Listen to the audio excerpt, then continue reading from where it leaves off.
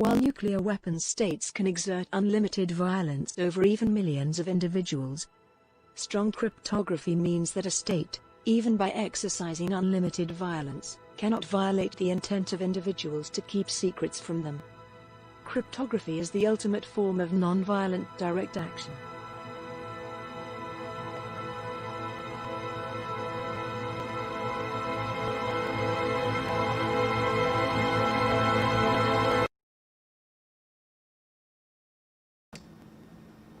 All right, welcome to episode X31, 0x31, 50th episode of Super Happy Dragon Lucky.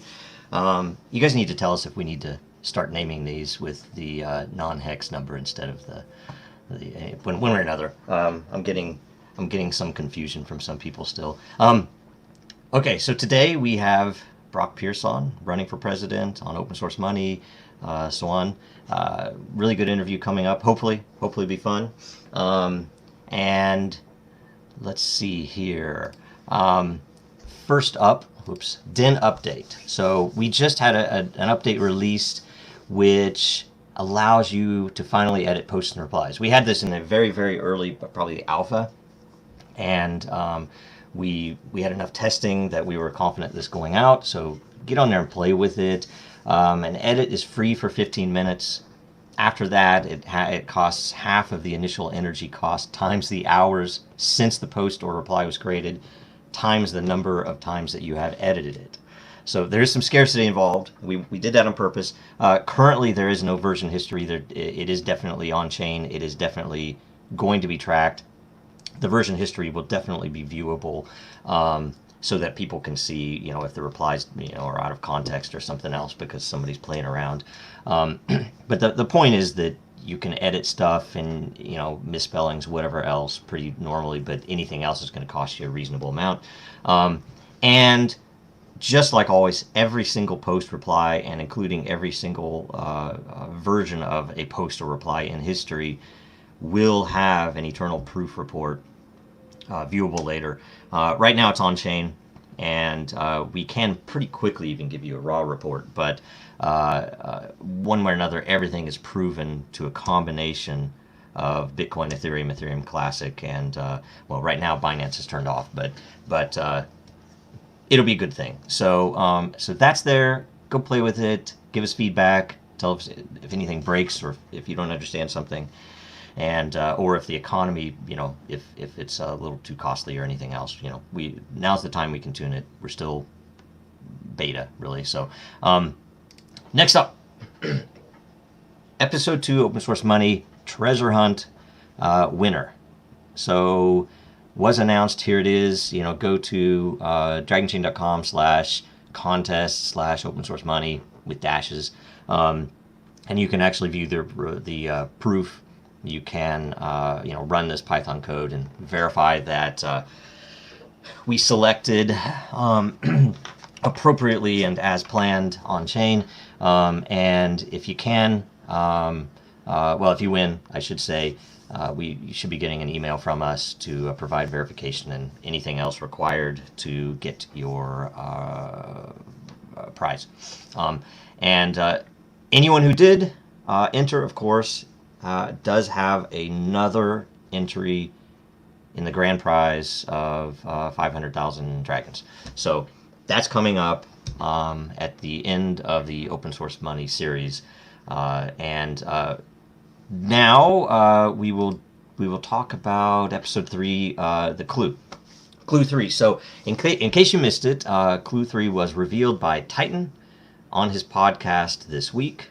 And so if you go listen to his podcast, you can hear the whole version of it. But one way or another, this week's prize is 22,950 dragons, which is the number of interchain transactions as of June 1, 2020. So we've had over 23,000 interchain transactions operational, and that does not include custom interchain. That is anything where a business node is on its own doing work with Ethereum or Bitcoin or Ethereum Classic. But this is solely for DragonNet security verification. And if you watch the Titan show, you can get the clue for what you need to answer in this week's contest. And in the end, you're going to need to watch episode 3. I hear it's good from somebody. I've not seen it yet, so I hear it's good. So watch episode 3 this weekend, and answer that and enter and have fun. So that's it for updates. We can get right to the Brock Pierce interview now. This has the potential to positively change the lives of billions of people. This essentially is democratizing the global financial system in a way where every human being on the planet will have equal access. They'll have the same tools.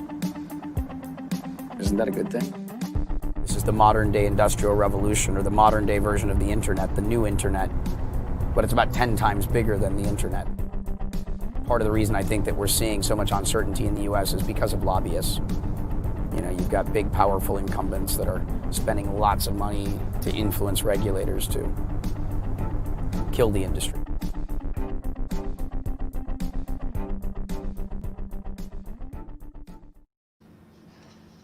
Hello, Brock. How's it going? Welcome to Super Happy Dragon Lucky. What a name. So good. Sorry. So glad to be here. You've already brought me joy. Excellent. See, it's a good name, right? It's an old name. I've been wanting to use it forever, and we finally had a purpose. In fact, open source money. So you are you're featured in episodes of Open Source Money, right? I originally, when I first talked to JD about it, I wanted it to be called Super Happy Dragon Lucky. I couldn't convince him, right? So anyway, so what do you think of the show so far, right? I think it's great. I'm glad I got to participate in it. You know, there's all these things that you contribute time and energy to support, and it makes me so happy whenever those things actually, manifest and become real. Right. Because not everything works out. When you try to make things from nothing, sometimes it works, sometimes it doesn't. Yeah, and it's been years. Like I don't know how long ago they started filming with you, but for us it's been 2 years, right? So yeah, it's got to have been 2 or 3 years ago. So that the clip that you played is we're in South Korea, driving from Seoul to the DMZ, or the demilitarized zone, which is like the Berlin Wall that separates South Korea from North Korea. Right. And so we were having an adventure, and they're like, hey, can we film and just talk during the ride? I'm like, yeah, of course. Sure. That's cool. That's awesome. Wow. Okay, so and we've never met before, so nice to meet you. I mean, we met right before when you first came on before we went live here, but that's interesting too. I think I've seen you once in public, and I didn't know who you were, and you were wearing a poncho and the hat, and I'm like, who's that, right? It was like consensus or something like that, right? So anyway, just so you know, let's see here. You're also a Disney orphan, right? We consider ourselves to be orphans of Disney. Have you ever visited Club 33? No, but it's on my list of things that Club 33, for those that don't know, is inside of Disneyland. It's the only place, I believe, that serves alcohol. Yeah. So it's like this very coveted thing to be able to become a member of. And I think the wait list, if even to get approved to become a member of Club 33, I think is like 10 or 20 years. It might even be 20 or 30 years. It's like one of those things that you do for your kids. Wow. Yeah. Because by the time you're accepted in, it's basically, and I believe you can pass down kind of through family members, and so it's that secret private club in the middle of Disneyland. And actually, no, I was taken up in an elevator once just to be able to peek in. I haven't actually spent any time, but someone was able to show me a sliver of it. Huh. I knew somebody. I wouldn't have even, working at Disney, I didn't even know about it until somebody on the outside asked me. I'm like, I have no idea, right? Okay. What do you think of progress in crypto? In the crypto industry, crypto world, past 2 years since at least since we started filming Open Source Money. What do you think of where we've gotten? Well, so I've said it a bunch of times, and excuse my language in this case, but I'm like, bull markets produce bullshit, and Yeah. bear markets bear fruit. And so what happens is when we're in those moments in time where everything's kind of going crazy, prices are taking off like rocket ships, everybody kind of loses their senses and good judgment kind of goes out the window. And it feels like productivity really kind of slows down because everyone starts focusing on the things that don't really matter in the long run, but they become very relevant in the short run.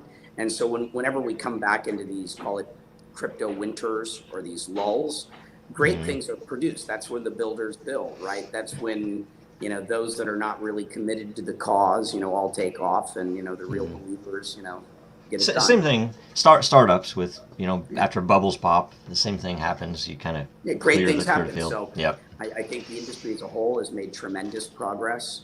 I just think, across the board, like everything is getting better. The user experiences, the security, just the overall user base is continuing to grow. Can we make sure we get that phone? In a new house, literally as of this morning, so it might be over there. We don't know where the phones are or why someone would be ringing. In the new, of course, by the way, the space that we're in, this house was built in 1913, which is the same year that the Federal Reserve was created. Yeah. If you're familiar with this old movie, this James Dean, very famous actor back in the day, and there's a movie called Rebel Without a Cause. And so this house is what opens up that movie. It looks kind of like the White House. It's like they've got the big Victorian pillars, holy crap, and like all of this sort of stuff. And wow. And I've often referred to this this group as rebels with a cause. That's cool. Now, I grew up in the 70s, so I still remember some of that stuff, right? It was still... Yeah, it's the generation before us and the one before us yes. that know these things. I give a little bit of detail because we're That's aware good. of it, but it wasn't our generation. I think the generations after us may not as be. This would be like James Dean was the Leonardo DiCaprio of his time, right? Oh, brother. Very famous actor who died in a car accident. Too early. Yep. He was like the biggest heartthrob in the world, probably. Yes, right. During his moment. Okay, so you announced your candidacy for the president of the United States, and we're pretty, and you might already know this, we're pretty libertarian focused here, and I get a lot of flack, especially on Twitter and Telegram for some things I post, and I try to not make it overly political. I try to remain as objective as possible, but it's still, all of these things matter. In our industry in particular, our industry is built on liberty, right? I mean, that's the whole purpose of it, right? It's money, liberty. And so it's very interesting when you have someone like you running at any level, let alone president. So I want to talk about your platform, all right? So then the very first question, by the way, these are not in any order of importance. These are just how they came out. So would you work for the elimination of the SEC or for a reconfiguration or, reset? So I think, and this is not limited to call it just the SEC, I think that we need to take a look at, all of our systems. Many of these things were built a very long time ago, and I'll use an analogy. Think of a house, right? You're buying a house, you knock it down and build something new, or you remodel. And you go through an evaluation of looking at, what's good, what's still good, what is serving its intended purpose, and you see if you can remodel it. But at some point, when you've remodeled a house, 5 times, 10 times, 20 times, at some point you really do need to evaluate, does it make sense to continue to remodel or do you build something ground up? And so I like to look at things as an innovator and not just look at what's happened in the past, but, operate from a clean slate or a blank canvas and say, if none of these legacy, if none of this legacy stuff existed, how would we rebuild it today if we were going to do it over again? And so then once you've done both of those things, you look at the past and what a remodel might look like. You look at the present in terms of a ground up rebuild. And then you compare and contrast and understand, is it worth the political capital and all of the things necessary. But I think that we need systemic upgrades kind of across the system. I don't feel, and I think most Americans feel like the system is not serving us as well as it could, which is what that system is for, right? Mm-hmm. It's here to serve the people. It's here to serve us. Yeah. And you know, like Jefferson had a famous quote, of course, about occasionally the world needs a revolution. Occasionally you need to reset things, right? And I'd always wondered, and of course with an active candidate, it's actually an appropriate question. I don't have this written down, but would you be for something in terms like potentially a constitutional amendment, but one way or another, what I think that they missed, which is that over time you get laws that don't make sense anymore. You get everything in the world is illegal right now, and it's basically just a totalitarian angle to, like, they could come after any of us for doing anything that we normally do.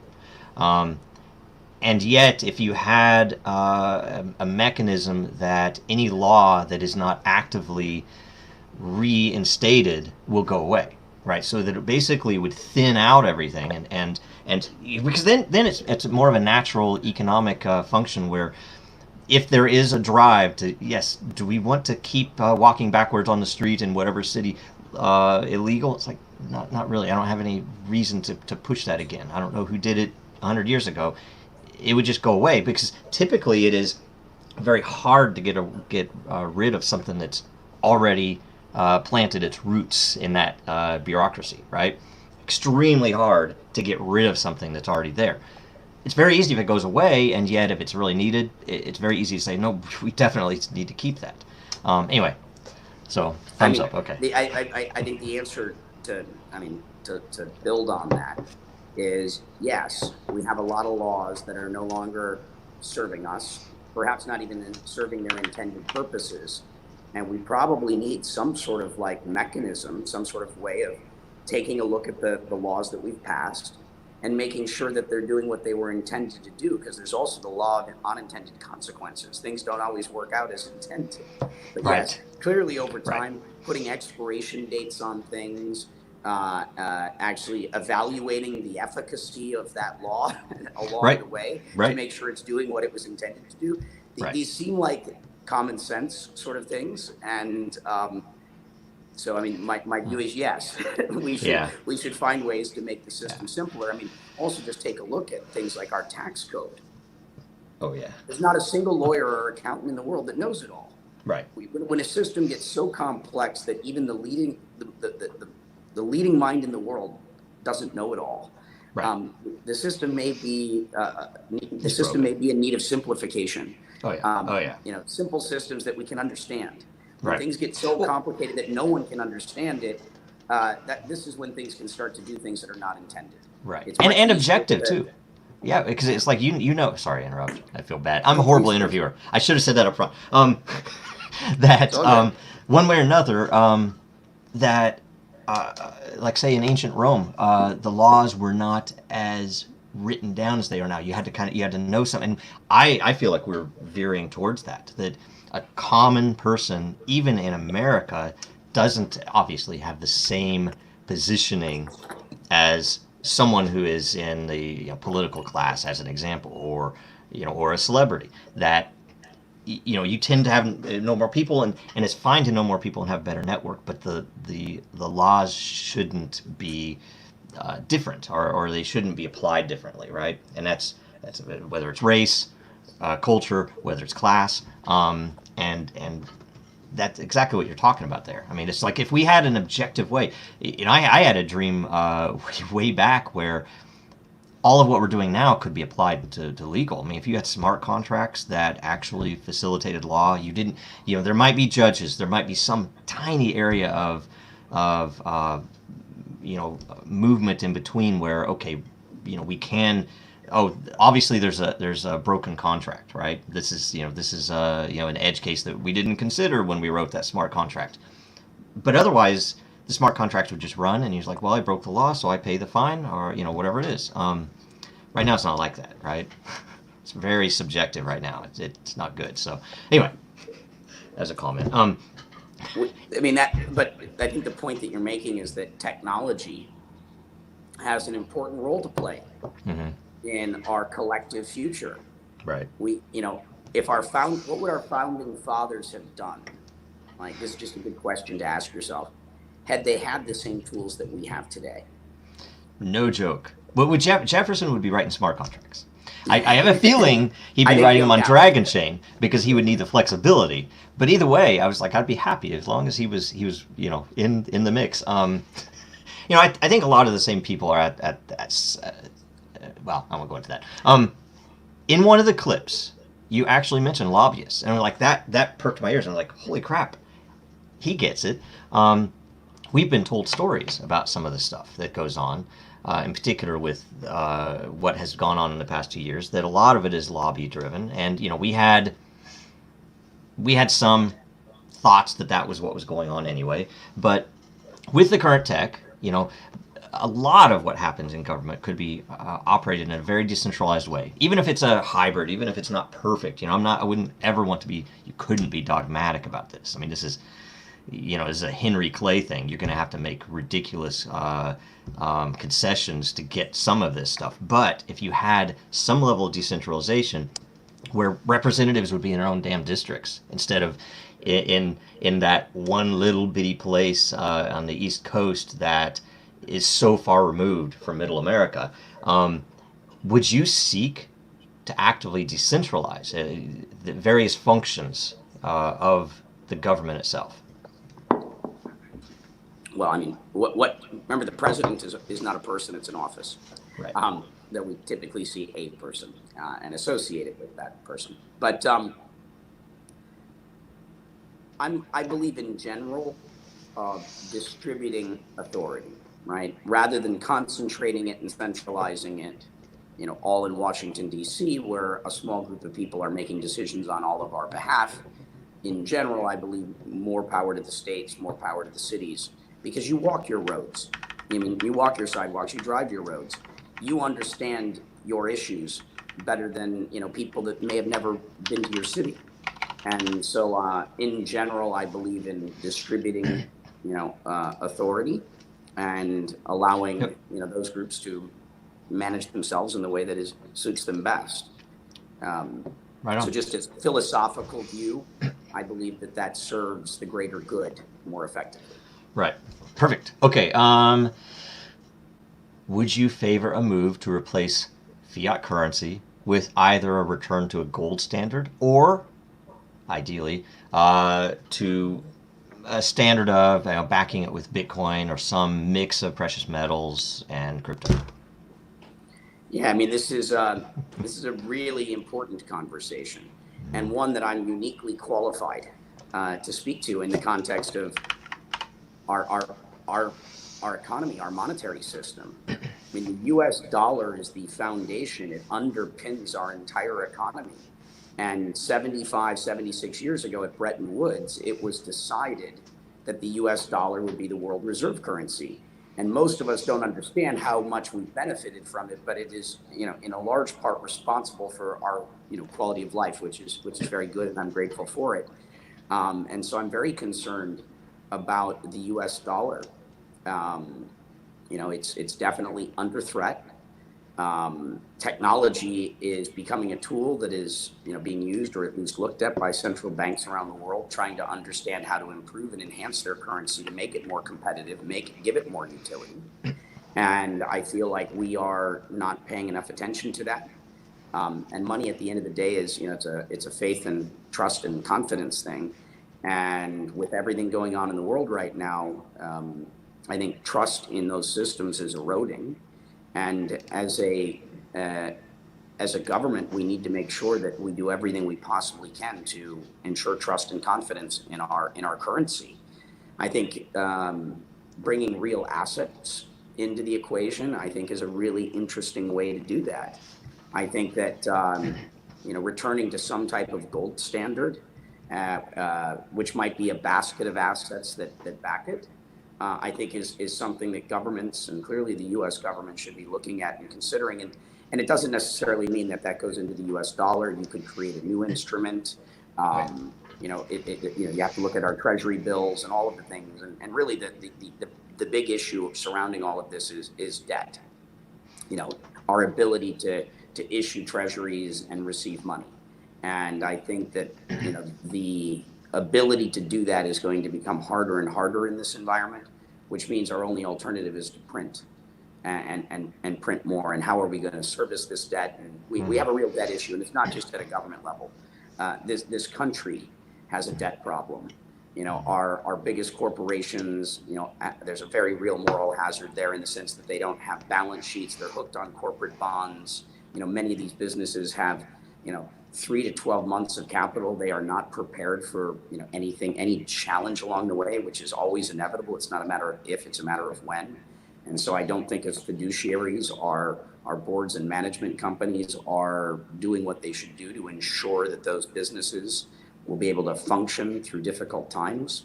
I think we need to shore up balance sheets, and then just as people, whether it be student debt, credit card debt, buying things we don't need, not really understanding the true cost of it. Most people don't really appreciate what interest does. Compound interest is the eighth wonder of the world.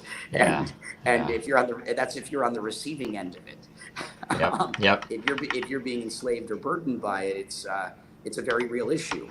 And I don't think that we have a debt problem in this country. Yep. Which then leads to, and I just added this question as well, education reform, because a lot of it is they don't even educate about those things. Your kids are thrown to the wolves of the banks that take advantage and enslave for quite a bit of their life, right? So, what do you think about education reform and Well, I think it's desperately needed. I think our education system is probably more of a system of indoctrination. It's a system to force conformity. And in general, I'm grateful to all of our institutions and legacy institutions, grateful to our forefathers and foremothers and all of that has allowed us to be here in the now and to be able to have this conversation. Grateful for all of it, but what served us in the past is not going to serve us in the future. The world is changing, and we're in one of those moments in time where real, reform is needed, kind of systemically across the board. And education is clearly one where we can do a better job equipping the young people, which is what this is all really about, for the world ahead. What have we learned, this generation, and how can we take all of this learning, all of this knowledge, all of this incredible innovation? I mean, we're evolving rapidly, and how do we make sure that the next generation, are beneficiaries of that? I mean, some basic things that are missing is just financial literacy, right?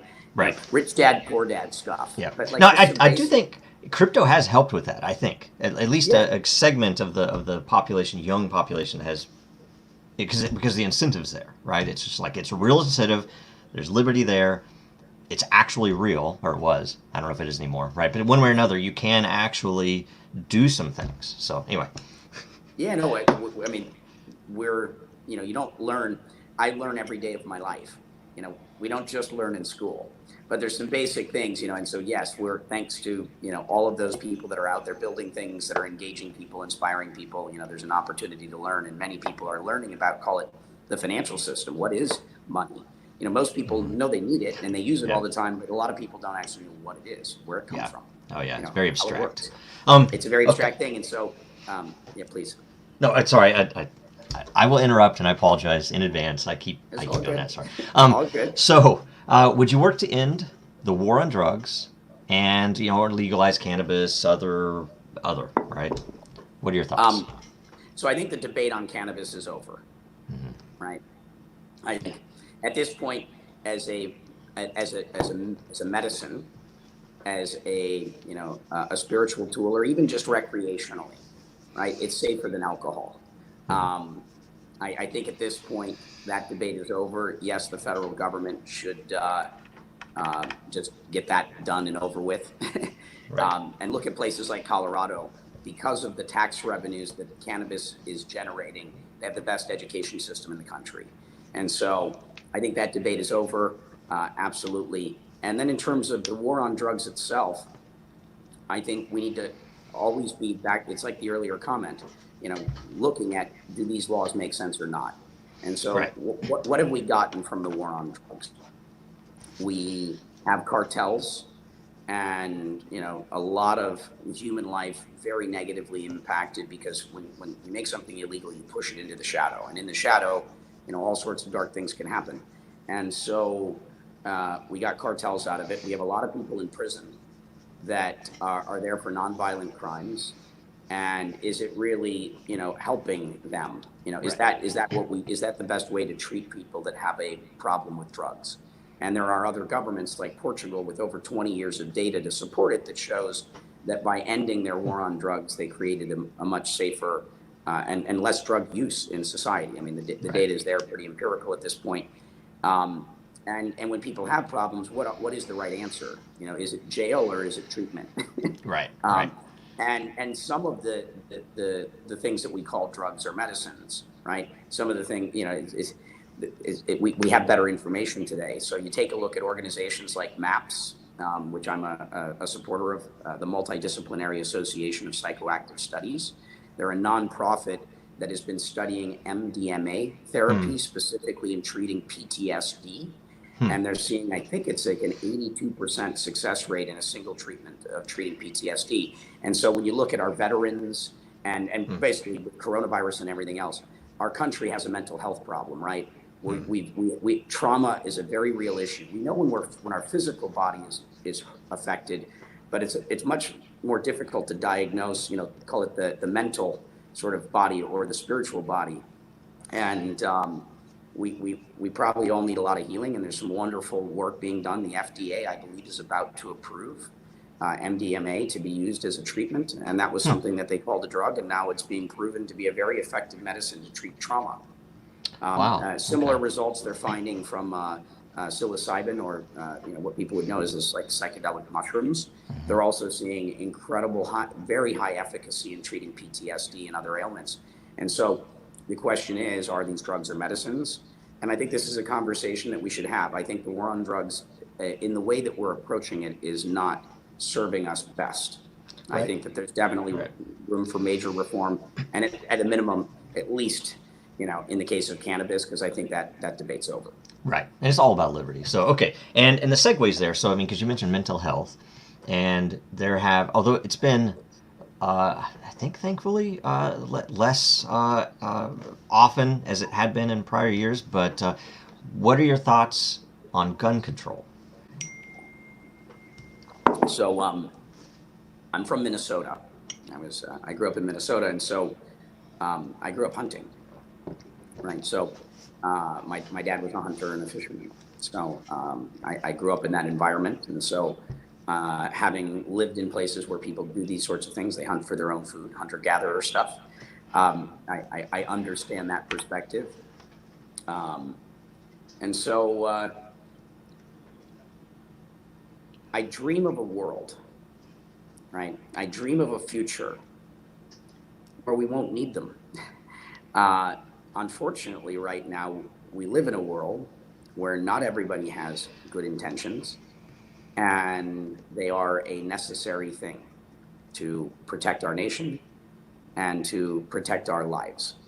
And so I am a gun owner, and I understand the concerns that people have. Clearly, when you have people walking into schools and shooting kids and things of that nature, I mean, it definitely, there's no way it doesn't affect all of us sort of empathetically.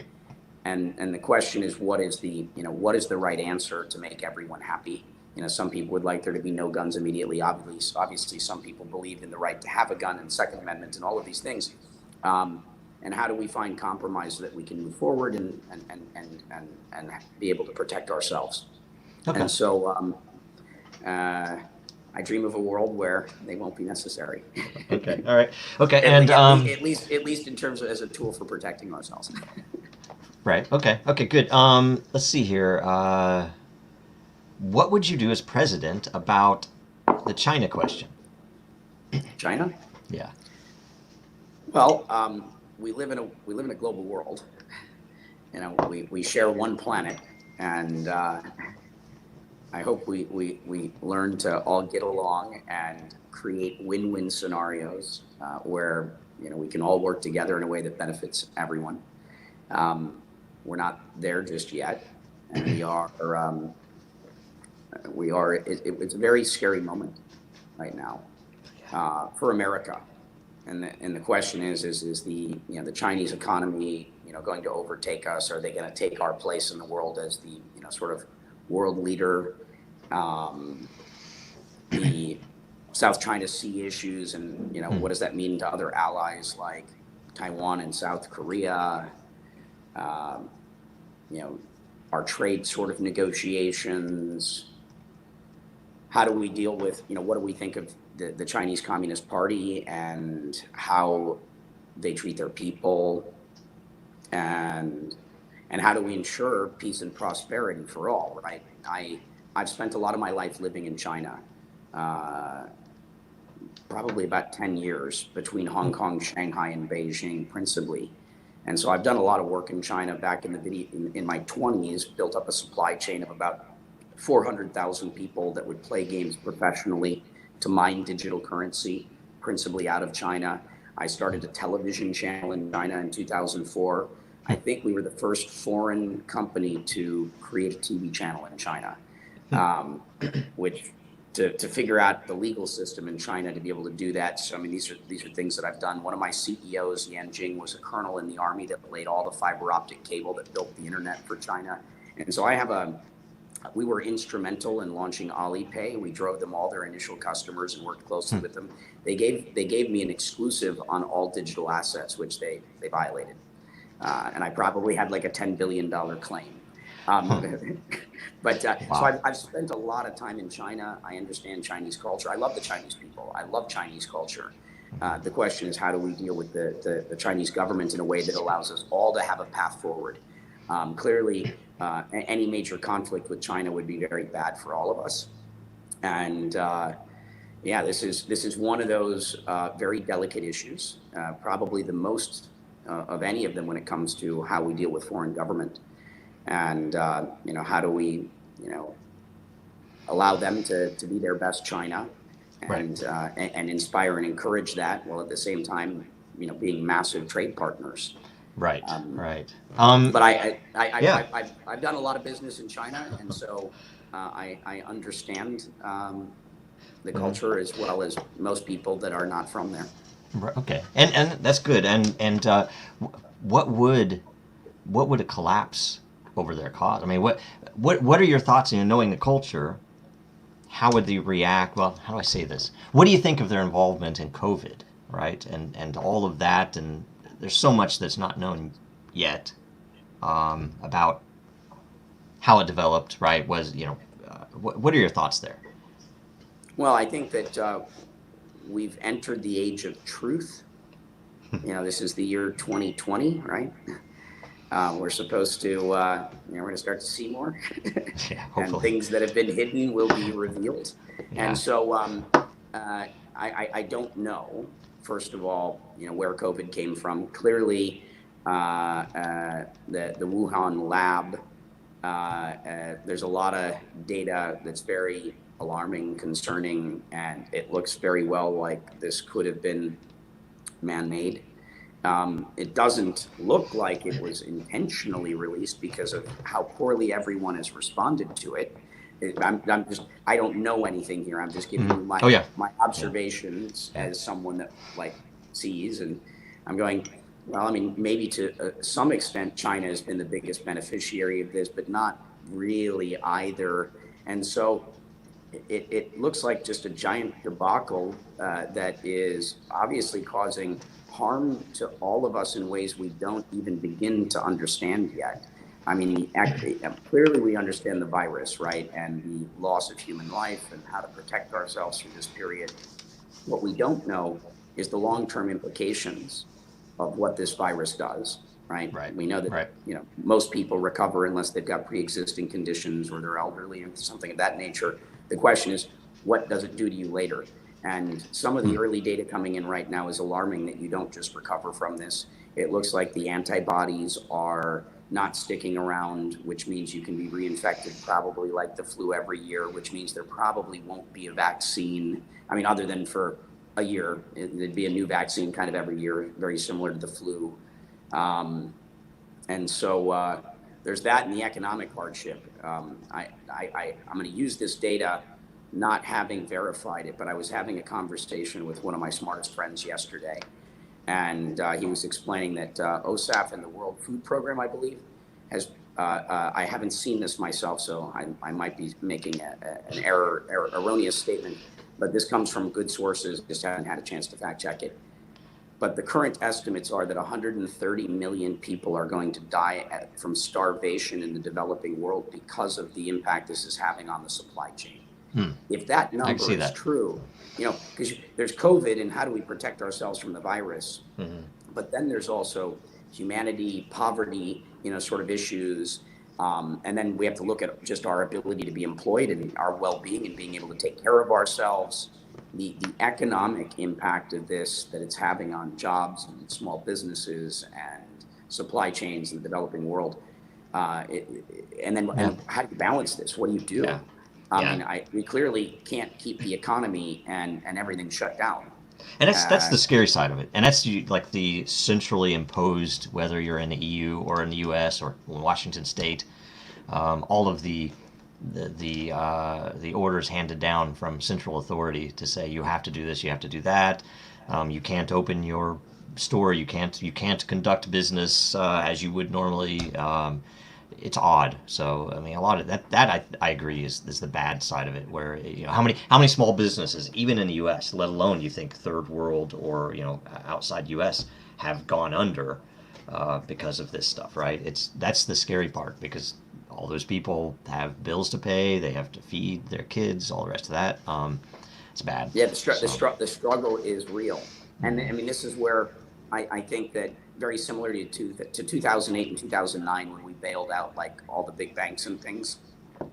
The stimulus component of this, I believe we should have done more to put money in the hands of the people, and we should have done more to support small businesses. I feel we mostly supported big businesses, which are the ones I think need the least support. Yep. Remember, those big businesses, if they're providing a product and service we all need, same in 2008 and 2009. If we hadn't bailed them out, those things wouldn't have gone away. The cap tables just would have been recapped. The shareholders and some of the management would have been negatively impacted. But as an investor, right, as a public investor, I understand there's risk associated with my investment. And I think it's a very real moral hazard when we allow capitalism to exist and we socialize losses. If we're going to socialize losses, it should be for small businesses, right? It shouldn't be for the biggest companies that are supposed to be able to take care of themselves. Well, I mean, socialism is a sickness. It is a virus that sometimes spreads through, and that's usually you have a much weaker economy than you would have right now if those bailouts wouldn't have happened, in my opinion, right? Yeah, no, it's like let them fail. You have to allow things to fail. Yep. And it doesn't. The product and service doesn't go away. It gets better. Yep. It's like a snake shedding its skin. It refines. You have to get away. Some things are meant to leave. Some things are meant to die. Yes. And we can't just keep everything alive. Very good. And speaking of that, so you think, okay, China's Communist Party, how and they have an odd hybrid. I don't know if it's even a hybrid economy, but the whole capitalism, slavery, communism, capitalism. I mean, some of it has not ended well, at least so far, with like Hong Kong. I think they're ruining what they could have done with that. But they have this proposed digital currency. Do you think that as a threat or as something to view as, let's see how it goes? Maybe we can mimic some of that. I don't know. What are your thoughts there? Yeah, I do. I think that the Chinese yuan, it has a potential to really threaten the U.S. dollar's current status. Now, by there being a digital yuan, so I mean, I spent a lot of time educating people about crypto in the U.S., where they'd be like, "Why should I want Bitcoin?" Very argumentatively, and I'm like, "You shouldn't." And like, "What do you mean I shouldn't?" I go, "Well, it's not for you." And they're like, "What do you mean not for me?" I go, "Well, do you have a bank account?" And they're like, "Yeah." You have a piece of plastic in your pocket that lets you conveniently pay for things. They're like, yeah, I go, well, not everybody has this stuff. Let's go south of our border. Let's look at Latin America, Africa, Southeast Asia. About a third of the planet is unbanked, and almost another third of the planet is underbanked. They don't have credit and all the things that you take for granted. And so when you go to places like Venezuela, what does everyone want right now in Venezuela, where you have a failed basically currency, the bolivar? What do they want? They want US dollars. And that's true in a lot of the places I just said. Now, by China creating a digital yuan, that could, because of its accessibility, right? Because of its improved capabilities and ease of use, that could become the currency that everybody wants in places where they don't have confidence in their own. And I think that the U.S. should try and stay competitive. Mm-hmm. I don't think that we should concede that market. And the way to do that is by creating technology that allows us to more effectively export the U.S. dollar. Right. China is creating the tools to be able to export the Chinese yuan. I think that we should seriously be looking at doing that. But the question then is, how do we do that, right? And then there's also the big question of a system that's transparent and call it greater monitoring. One of the reasons why the Chinese yuan might not be successful is some people might be concerned that the Chinese government will just take their money away. So there are those sort of balances of liberty as well. Right. And so there's not a clear answer, but it's one where we can't ignore this. As a nation, we need to be figuring out immediately, not 4 years from now, what our strategy is to make sure that the US dollar stays competitive so that we can have a robust treasury bond market to access capital and continue to keep our way of life as close to as good as we possibly can. And mm-hmm. these things threaten our entire way of life, our quality of life, and this affects every American, whether you understand it or not. It's a big deal. And I won't ask you this directly unless you want to say anything, but you bring up a good point about Bitcoin and or cryptocurrency and its use outside of the banked, right? So in the third world, in places where, okay, I don't have a bank account, but I still need to purchase stuff. And it does lead then to the big block debate in Bitcoin and whether all of the trolling about should I be able to buy a coffee with it? Because a coffee in the US or a beer in the US, it can be a car somewhere else, right? The same amount of value can be spent on something significant. And they would, the people who say that, no, this shouldn't be peer-to-peer cash, this should just be I'm getting very controversial here. I really, I'll talk about red pills and CIA all day, but this stuff scares me because I think they're both right? I believe in innovation. Mm-hmm. And so if there's one segment of our community that wants to create a digital store of value, call it Gold 2.0, great, build that. Yeah. If someone wants to build something that is meant to act more like a currency as to facilitate as a medium of exchange, great, build that. And the market, we will ultimately decide what we want. I believe in giving people choice in the same way that I'm running for president. I'm giving the people another choice. Okay, so you're not a maximalist. Left. You don't have to pick right. You can pick the middle. You can pick the team that believes in going forward. You can pick the team that believes that what we need to do is transcend partisan politics. It's true. We need to transcend that, and we have to come together because this whole us versus them, we are us and we are them. What happens to you is going to happen to me. We are in this together. Right. And we face very real existential threats right now that not only threaten our entire lives, threaten our way of life, but they threaten the mere existence of our species right now. This is not the time where we should be sitting around and squabbling over partisan politics. This is the time we need to rise above all of that and figure out how we're going to move forward to ensure that we are doing things that protect the greater good and ensure that we thrive as a nation and as a species. Yep. Everything's a marketplace. In harmony with everything else, our neighbors and the planet itself. Yep. And everything's a marketplace. So I agree with that. Okay, excellent. Okay. Some really quick ones. Hope maybe yes or no. You can expound upon it as much as you want, but would you release the JFK files? once you're I'm president. just giving you an off-the-cuff answer, so I reserve the right to change my mind on these things. But the answer is Yes. yes, I believe in truth and transparency. Okay. In Excellent. general, I believe that Yeah, it should be. It's been a long time, right? How about the files and info on aliens, UFOs / whatever it might be if it isn't aliens, UFOs? Same answer again. The answer is yes, truth and transparency. And then there's always the details of the how, right? Totally. Yep. Right on. Okay. Now, rapid fire questions. Okay. So these you can worry less about explaining anything, and the intent is just to first impressions of the word, phrase, person, entity that I mentioned. Okay. Are you okay doing that? Okay. Sure. Biden. You want what you wanted, a yes or no? No, your first thoughts. Your first thoughts. If I say Biden, what do you think? I think Obama. Okay. All right. Trump. I think hotels. Okay. Okay. That's a safe answer. That's interesting. Kanye. I think Jesus. That's good. Okay. China. I think dragon. Okay. Very good. Very good.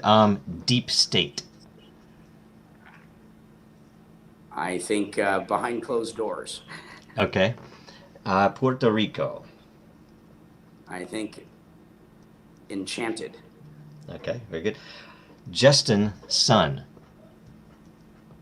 I think I think of Tron, but yes. Okay. Okay. That's good. All right. CZ. I think philanthropy. Okay. All right. Assange.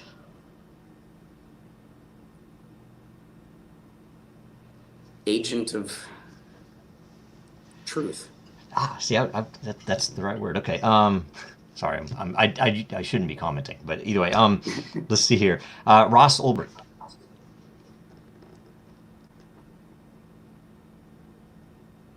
I think of redemption.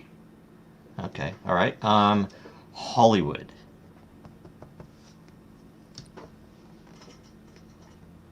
Influence. Wow. Okay. That's interesting. All right. Disney. Childhood. Okay. All right. Pizzagate, Pedogate, whatever you would term that as. Disgusting. Okay. Good. Epstein. Disgusting. Okay. Masks. Fashion statements. Okay. All right. And then America. Patriotism. Okay. All right. You handled this pretty well. Okay. So last question, and we're good. We're doing good on time. I'm surprised. This is good. Why should people want to vote for you? Why should someone want to vote for me? Well, it depends on, if you see what I see, if you feel what I feel, you may also be of the opinion that our legacy systems are not serving us in the way that they can or should, and in the future will. And if you think that it's time for some real change, if you see that this nation is divided and you want people that can work towards reuniting us, finding that middle ground, that compromise to harmonize the polarization between the left and the right. If you think that technology has a very important role in our collective future, we need leadership that understands it. If you think that small business, innovators, entrepreneurs, dreamers solve many of our largest problems, having people that understand that process and how to nurture more innovation and protect our status as the capital of innovation, I think it's very relevant. If you just like common sense, if you want someone that can talk to you in a way that you understand and has viewpoints that make common sense and often dollars and cents too, I think that, and if you believe in kind of truth and transparency, I'll just take a moment to talk about how, because a lot of this conversation has been about platform. I'd like to talk about process. And so that platform has, call it, its core tenets or pillars, the philosophical views that then kind of trickle down into every policy. Like, here's where we operate from. These are my values. These are my principles. This is what I stand for. As we look at those policy issues, obviously I don't have the answers to everything. When politicians feel like they have to have an answer to everything, isn't it okay to say, I don't know? Let me get back to you. I'm learning. But let me show you my process. And so what you're going to start to see next week is we're going to be, instead of me behind closed doors talking to advisors and experts, or politicians might talk to lobbyists, I won't be. But those conversations that typically occur behind closed doors that define, that policy and position, our process is to do that publicly, live, in virtual town halls. So you can actually watch how I create policy. You'll be able to actually see who I speak to, who are the advisors that are providing me with insight and expertise. And you'll be able to watch that live. You'll even be able to participate in Q&A. And when that's done around that particular issue or policy, you'll see us publish that into a collaborative platform where you'll have the ability to comment. You'll have the ability to edit. Very much in the same way that we operate in GitHub in the open source community. I know I don't have the answers, but I know collectively we do. And by casting a wider net, hopefully we can get better insights. And more importantly, I think it's important that the US people, the American people, understand that they have a voice. Like, they really have a voice that will be heard, a voice that does matter, and a voice that will count. And so this is an invitation to participate in this process. The future is going to happen to us, or it's going to happen with and through us. So let's get involved. Let's collectively co-create a future we all want to live in. Nice. Okay. Well, that's my last question. So thanks for joining this week. Hopefully we'll talk again, and as especially open source money continues on. I'm interested to see how they lay everything out, with the story. I mean, there's a lot that they couldn't tell in it, right? A lot that I'd love to let people know about. So maybe that's something in the future, right? There's a lot of interesting, crazy stuff that's happened in the past few years. So, but thanks for coming on, and everybody like, subscribe, watch Open Source Money, especially. Go and get that clue from Titan. It's 500,000 dragons. I don't know the precise dollar value right now, but it's at least a good amount of money. So it's a fun thing, and hopefully we will get approval to show some of those commercials that you saw at the beginning. The Assange commercial is pretty good, but there's some better ones coming. But we haven't gotten approval to run them yet, so we're gonna start putting them out anyway. Okay. Anyway, thanks a bunch. Thank Talk you. to you soon. Bye. Have a great day. Thanks for coming on. Oh.